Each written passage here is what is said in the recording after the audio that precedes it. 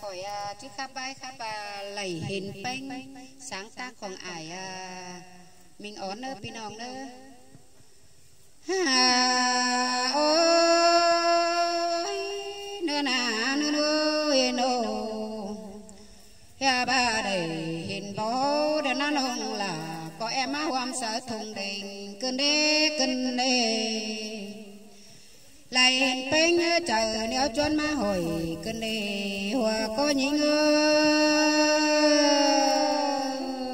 là sườn đê bánh có bữa bánh chẳng rồi chờ hồ là bưng pháp tìm ư cơn đê chàng bè hơn kiếm không chàng xiêm đuông dần cơn đê xài có những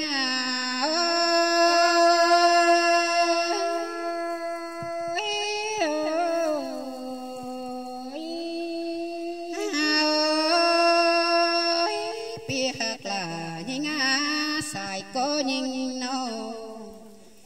bê có trang cắt sửa hôm lâu phần chăn bằng bố cơn đê nô hè bà bố nhắn khéo chăn bưng bên phà tê đô bê có cà phê giòn nhọt qua bờ cắm má bưng thành cơn đê xài có nhìn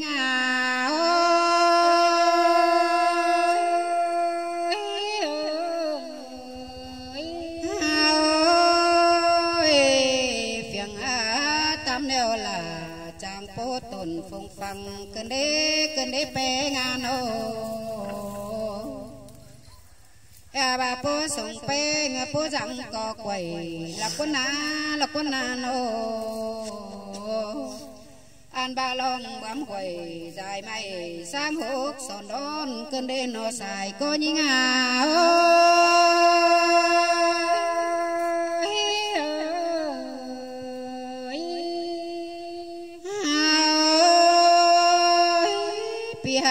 đinh song nô đinh song lon sàm đòn báo mộng to phá mơ tổ hình sang là quá bé ngàn nô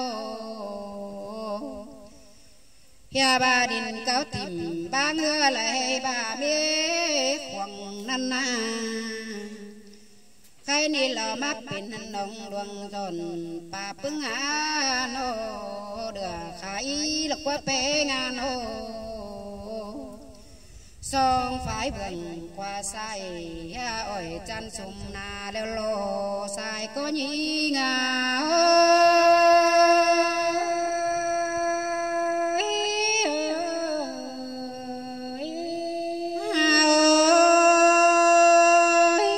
bé ngà bé ơi hay tức nhà đờ na bé chàng ở mịt má nô ha ba chàng ở mịt ơi má già cơn đế bé ngàn ô xuân tớp cái bánh chẳng ảo quá cơ bài bà mưa tùm là quá nô ha ba chú tuần mày chú mương buồn chờ thuốc cơn đế xài cô nhìn ơi là há sương cơn đế bé nô ôi nền nà bê người nô chú cúc mai chôm bó hồng hương lọc qua bê nô na chấm xuân thuốc bờ sang đô phua tê đô xài bê người là há sương kênh đế bê nô ya bà đi tua mà vợ qua có chân rằng huống đọc qua nô phơi uẩn há chờ phở mơn pin chu cơn đê có bữa bên trang rồi hà lá khô bữa chân đình mương ni đô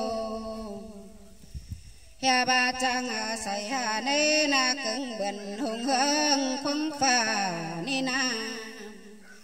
hà nô cá phùng quăng cùng ép học năm lòng tên số mà ơi